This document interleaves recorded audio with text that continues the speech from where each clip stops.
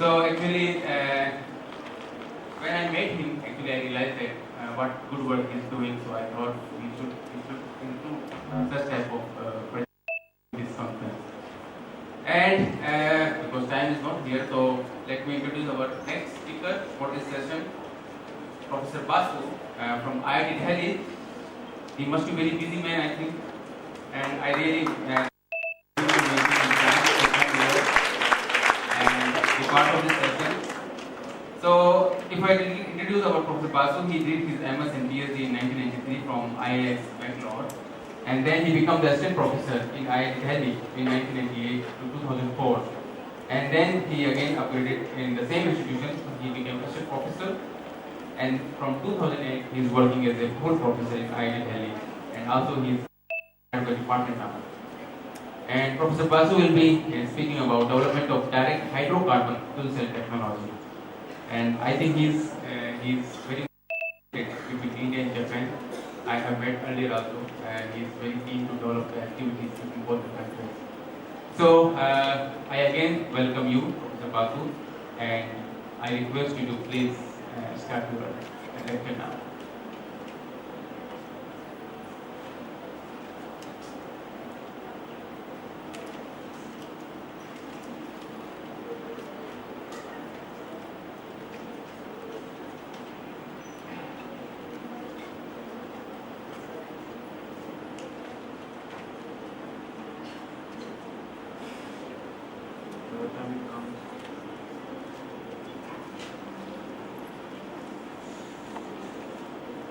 I think it's still good for all of you.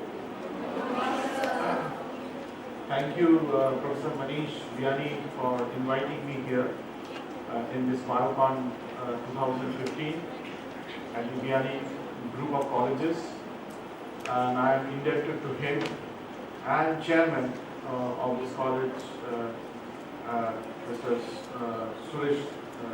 Rajiv Biyani, I'm sorry. So we will discuss today what we have been doing in my lab, which is primarily electrochemistry or electrochemical engineering group in the Department of Chemical Engineering, IIT Delhi, and what we have been doing. Primarily we will discuss that. Before going, I was listening to Honorable Minister, Mr. Tripathi, and then Mr. Soni. I would like to just add a bit of advice what they have told, of course, which is very valuable. But often we see a different thing in India than in Japan or any developed country. I think Mr. Soni made very important comment about man ka suddhi. That means your soul should be pure. Of course, I cannot see it, but I know you have to be a good human being. One thing we could see, and we surely don't do it as an Indian, and I please put my hand like this to you, and please follow this from day to day in the next minute, if you don't follow that in your life, to clean up your surroundings and don't throw any kura, anything that you eat. Suppose you have this actually more affluent class people do wrong thing, and mostly in cities.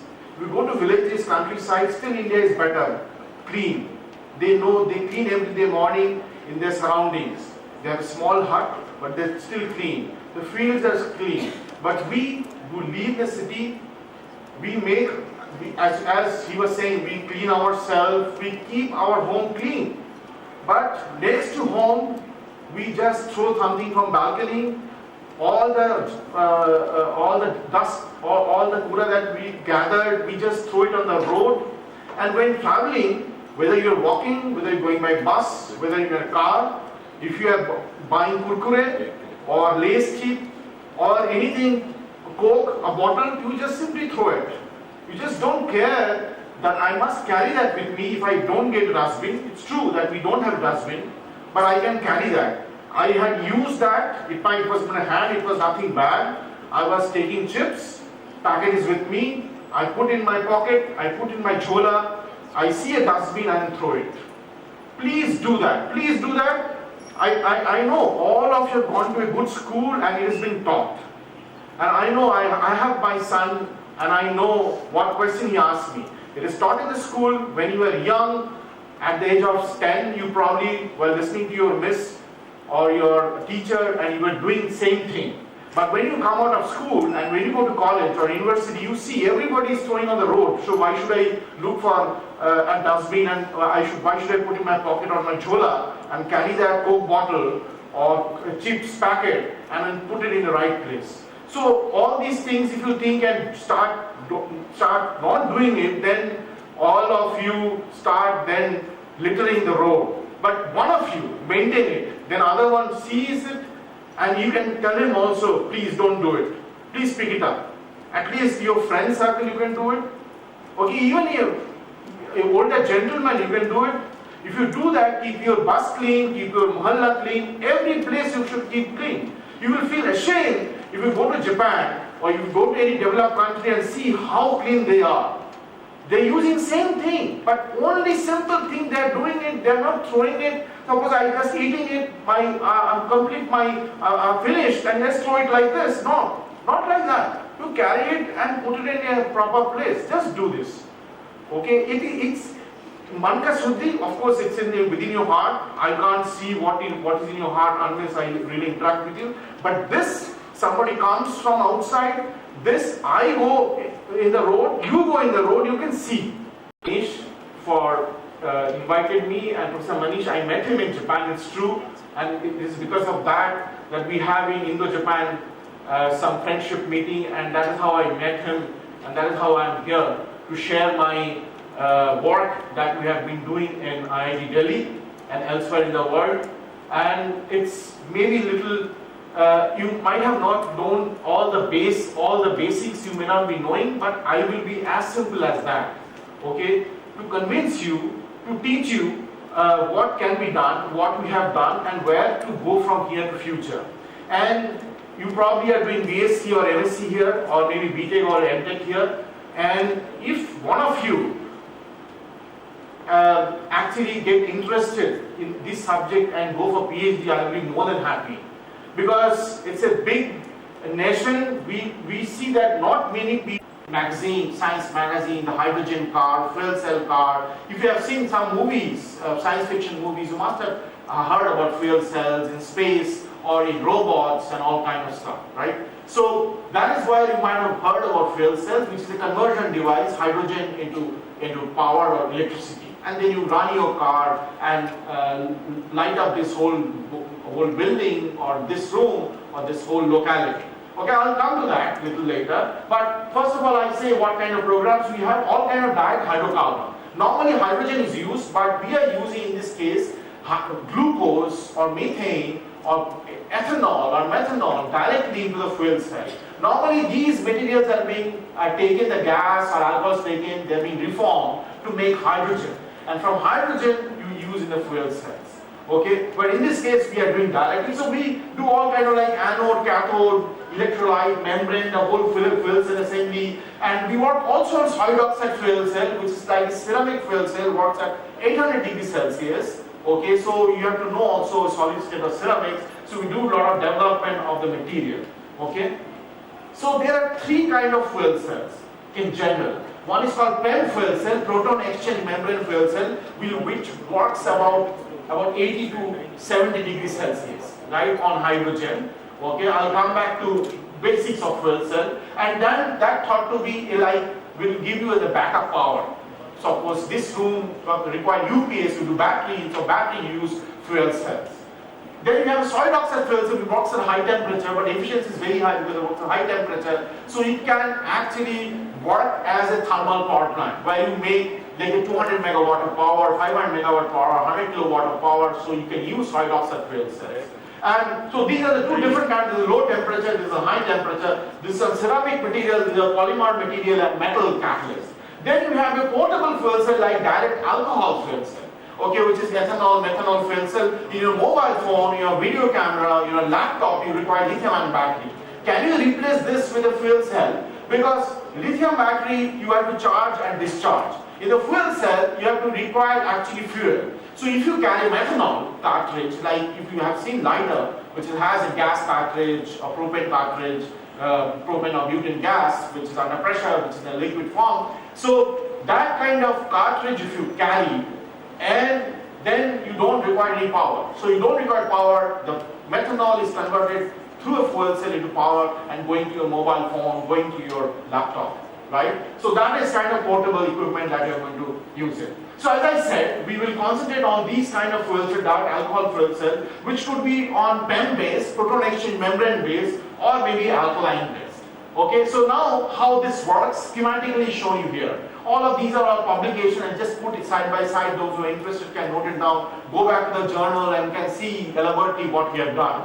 Right? So how it works, as I was saying, what is fuel cell I will going to talk about. It has got an electrolyte which is called proton exchange membrane, which actually transfer protons in from left to right, okay, and the methanol or ethanol with water will split, oxidize and give you 12 electron, 12 proton and CO2, which will come out from here. The electron cannot travel in this way. Electron has to travel from outer circuit, which is load. Load is like your fan, electric, light or your mobile phone, and then it comes back to the cathode where it combines with oxygen from air, proton which is going through the proton exchange membrane electrolyte, and electron. So electron coming from the upper circuit, proton generated anode going through the electrolyte to the cathode, combining with proton, electron and oxygen from air to give you water. So that's the net reaction, and that is how you are able to generate electricity. So what did I do? Through a chemical reaction, delta G, the Gibbs free energy of the chemical reaction directly converted to electrical energy, because electrons that is generated, I harvested, I took it from outer circuit through a load. Load is nothing but your electrical gadget that is working and coming back to cathode to complete the reaction. So ethanol, oxygen give you water and CO2, which is also combustion reaction that you have. Okay, but this combustion is not taking place, but it's going through oxidation reaction, and that is how you are able to generate power. Okay, that's the principle of a fuel cell. Hydrogen, if you send, you also do the same thing. Hydrogen will make you proton, and it will give you then water. So hydrogen, oxygen give you water. Here, ethanol, oxygen give you water and CO2.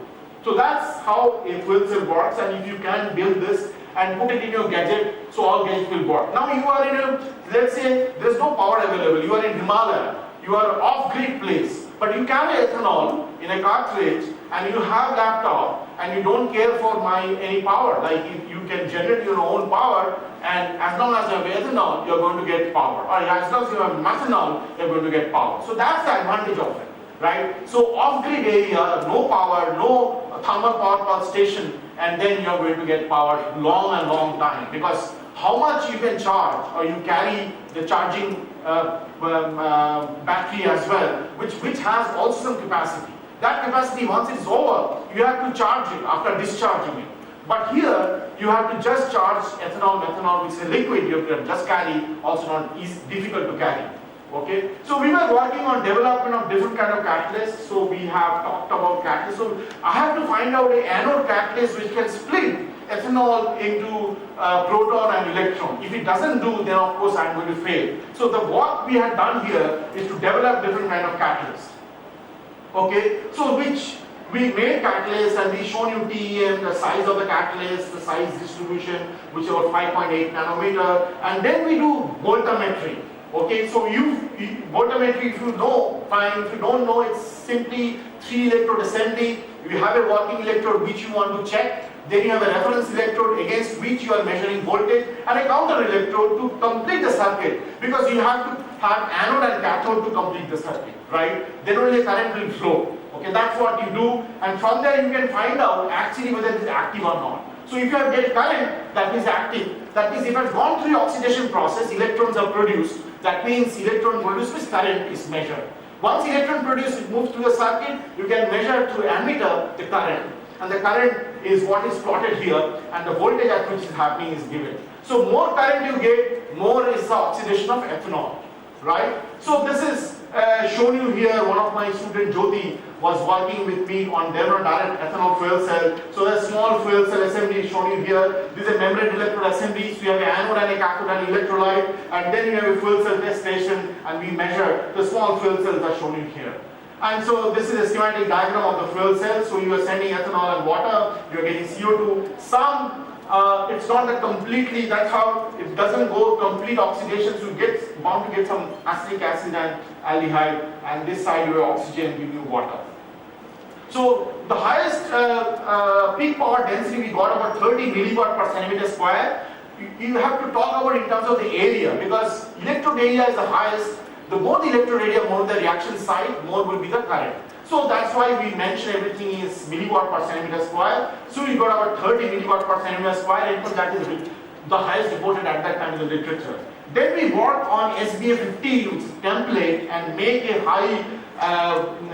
higher ordered catalyst surface on which we deposit a catalyst, and which is a hexagonal structure. That's got high surface area, highly ordered, okay, which is mesoporous carbon nitride, on which we put the catalyst like platinum ruthenium, and we could bring up the power density, maximum power density to 70 milliwatt per centimeter square. So that's kind of improvement we have done. So all this work has been done and will be quoted highly in the literature. A lot of being cited highly in the literature. Sometimes we do patenting, sometimes we don't do. Because it's not like in generally in India, of course the patenting has become more and more important, but we have been neglecting it. But if you patent it, then of course you can sell it and you get a commercial value back to you.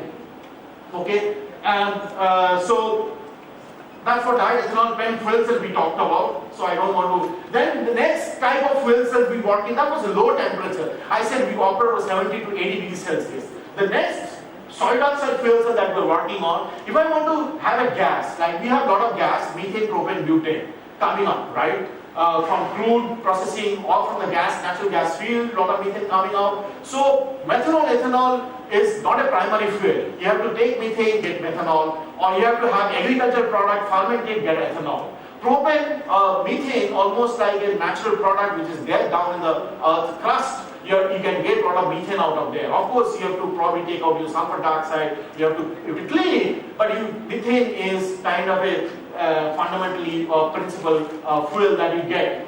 You don't have to produce it. Like hydrogen, you have to produce. Methanol, you have to produce. Of course, easy to produce from methane. Ethanol, you have to produce from fermentation of the agricultural product, which we have a lot. So that's not a problem. But if you can use gas directly, which is methane coming from natural gas, propane, butane as well, so that is best. So that is what we have tried in soil activity. Now I am talking about oxide ion conductivity. Okay, so that is what you can see. So we make by infiltration technique different kind of anode material. We do tape casting, make infiltration technique on which we have a porous structure. We put pore formers. Then the pores are filled with the catalyst like iron, cobalt, and things like that. So we do that, we make that, there's a recipe to do that. I can see the porous structure, same structure, into which we infiltrate metal like iron, cobalt, which is my catalyst.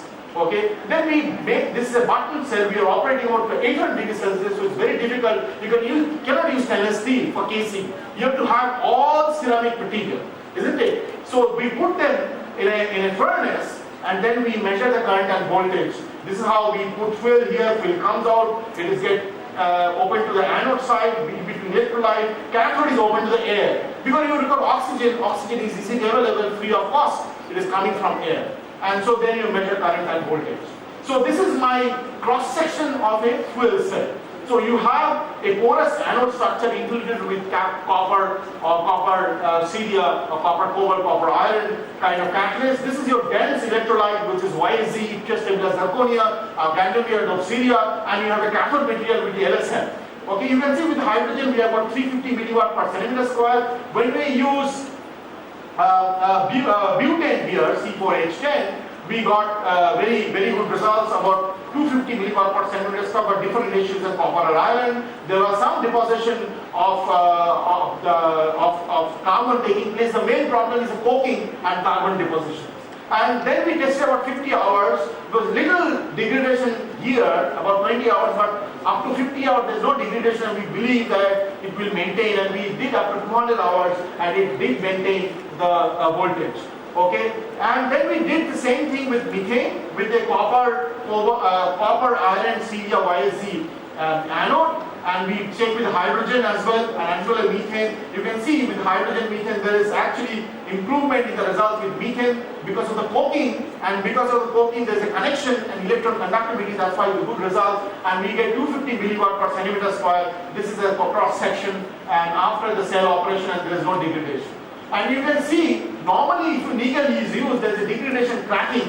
There is no cracking one can see on the cell, and there is no coke formation, because when we did TGA, a thermogravimetric analysis, and we see there is not much weight loss, and that means there is no coking or carbon deposition, which otherwise take place if you use methane, propane, butane as a fuel and you just burn it. There will be coking and a black color carbon will deposit and will kill the cell. But here we show that doesn't take place.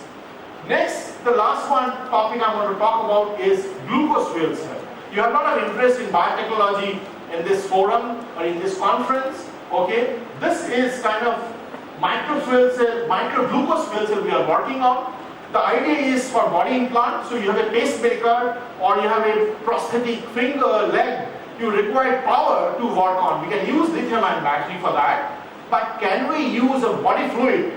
We can put a fuel cell inside your body and use the body fluid as the fuel, and can this work and give you power? The power required for pacemaker is a microwatt range or picowatt range, very small amount to run a pacemaker.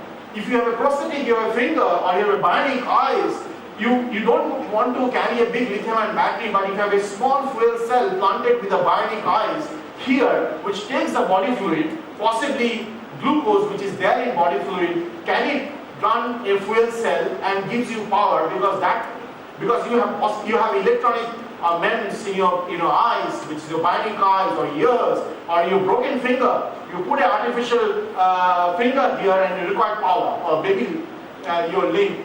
So normally they use lithium-ion battery, but in futuristic it has to be some body fluid which is to be used, okay, for simply to making it more effective.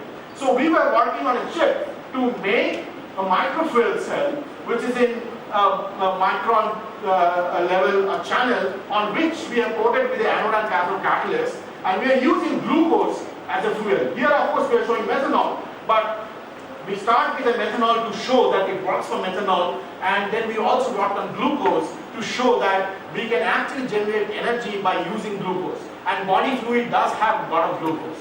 And then if you have a sensor, simple sensor planted in your body, and sensor requires power. Okay, so that power can come from glucose that you have in your blood glucose or in body fluid, has a lot of glucose. Okay, so that is how we started. Here we show you the glucose, water, we give you gluconic acid. Gluconic acid is a product, and it is not poisonous to your body. You do produce gluconic acid in your body, otherwise when it goes through a normal process of in your mitochondria. So this is, you produce a proton and electron, then you harness electron as electricity and comes back to oxygen, proton, electron waste.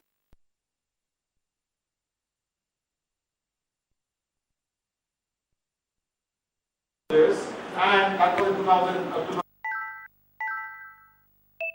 Mentioned at that time was 30 to 70 microwatt per centimeter square, okay, and 2 microwatt per centimeter square in 5 months. That's what the state of the art 2006. We started working after that, and we have improved the power output simply from microwatt to milliwatt range right now, and we have been cited a lot for this because there's a lot of work on diamond glucose fuel cell which is on microbe based or enzyme based. But you don't want to put in your body microbial fuel cell or enzymatic fuel cell because of immunogenic problem. But you don't want to put any microbes in your body. You never know what that actually can do in your body.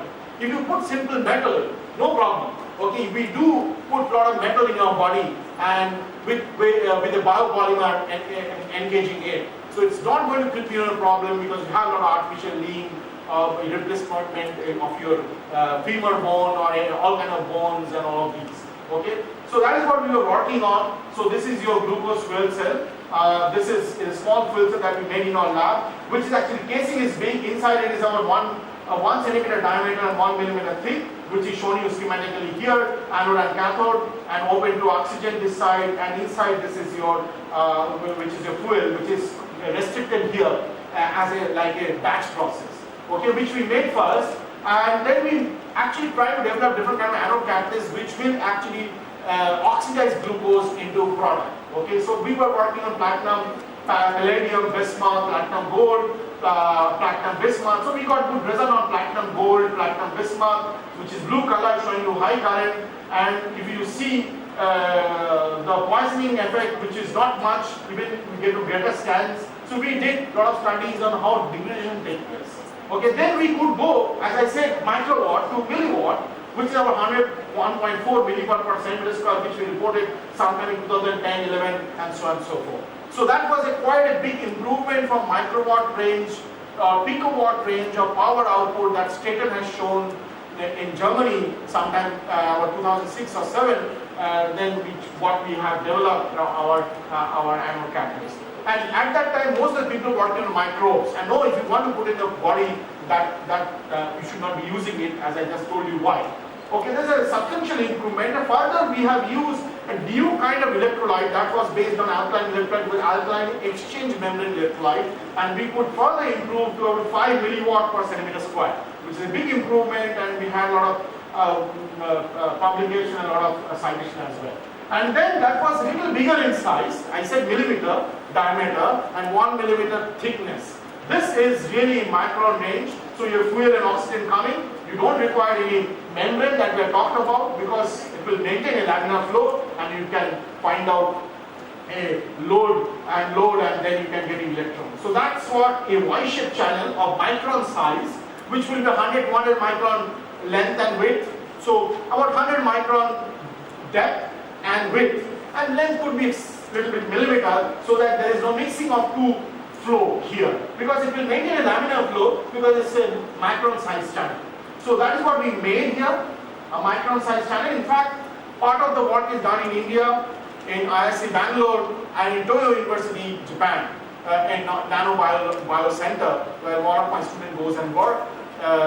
Previously worked, and also the collaboration is going on, which we have a common friend, Professor Shakti Kumar. He knows him very well. I also know him very well. So there, actually, he's going and working. Partly comes back to IIT Delhi and works there. We also have facilities. So it's kind of, we wanted to, it's not that you do things on your own, alone in the lab. You collaborate, you make a big group, you learn from them, he learns from you. That's actually what we want to do. Indians really do less and less. We always think that we are self-sufficient, we are very self-centered in many ways. We should. So now we are open for few queries from the students. I want to know how much you understand the lecture. Yeah, that's important. You should. Yeah, any basic questions if you have. At least I expect 1 or 2 hands.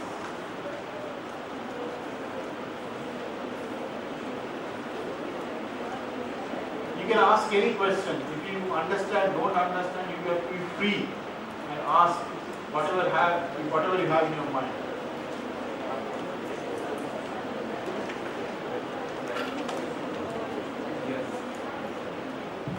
So you talked about micro pump in that stuff. So micro pump is self-energized. So micro pump is to flow.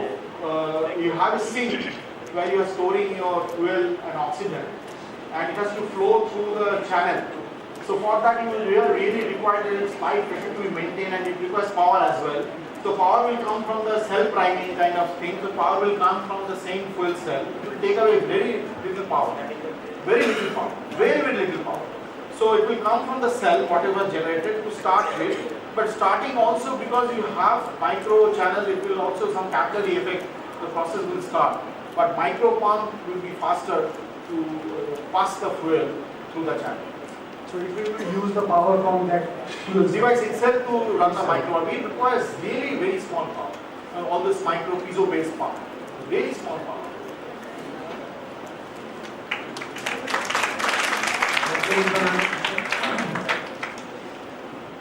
Sir, you talked about solid oxide metal fuel, sir.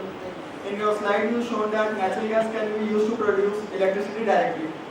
So, if we can use any gas which can burn, like methane, to produce electricity in that. Yes, that's what I said. So, you can use any gas directly, methane, propane, butane, that's what we are working on.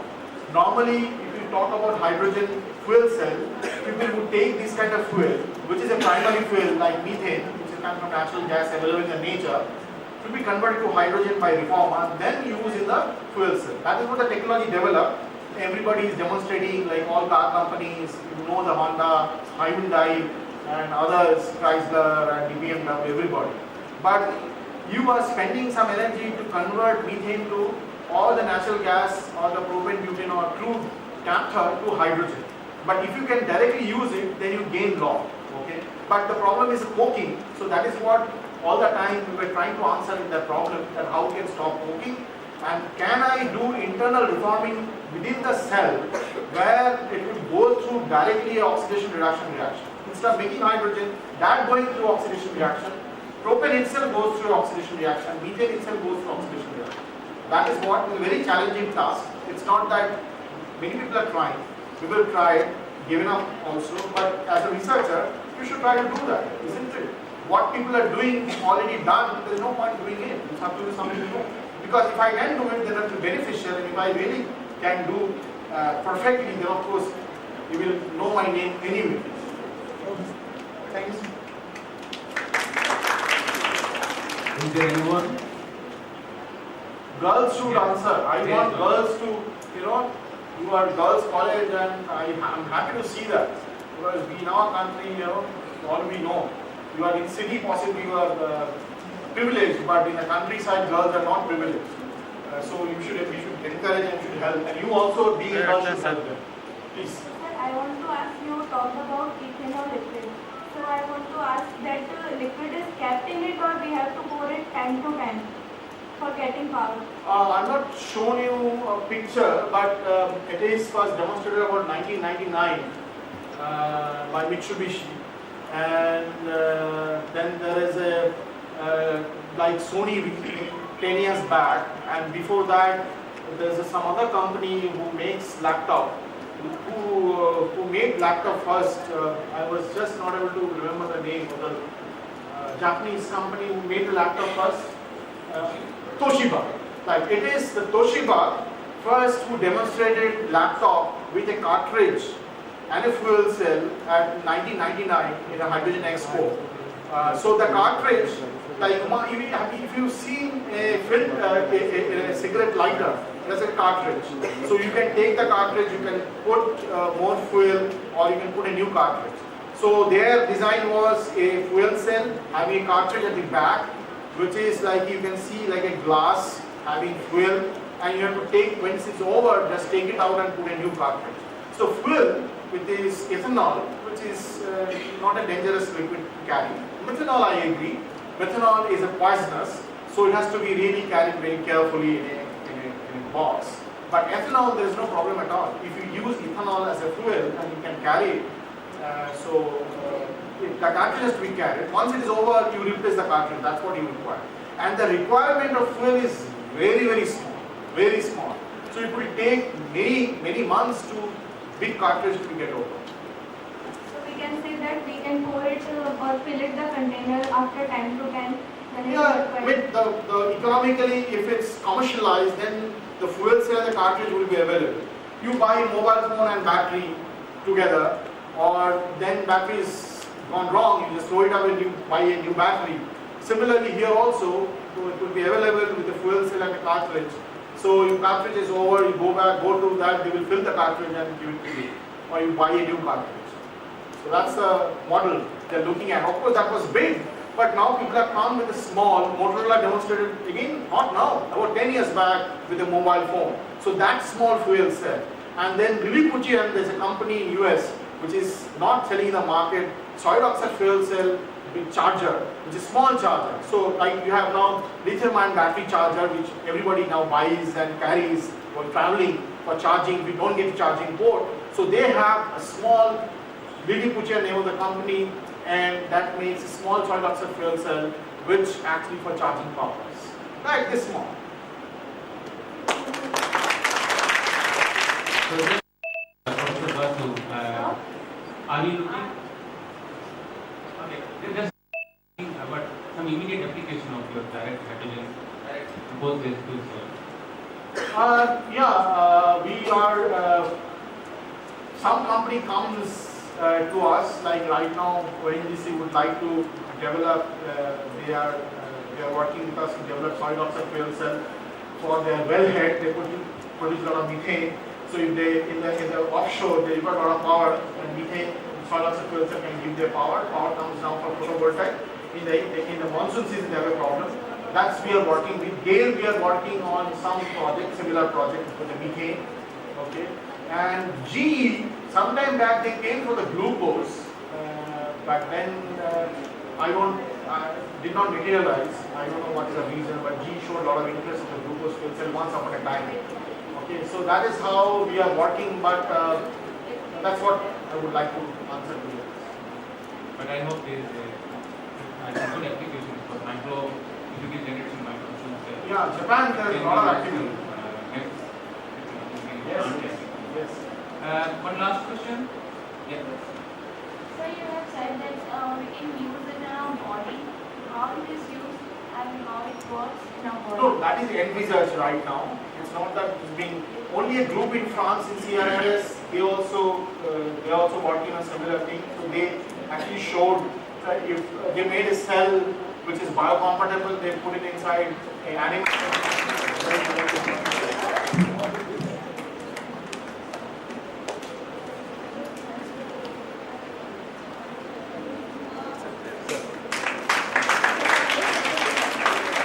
Thank you so much, sir. Now, again I request Biyani sir to present a farewell memento to Professor Sudhakar Basu sir.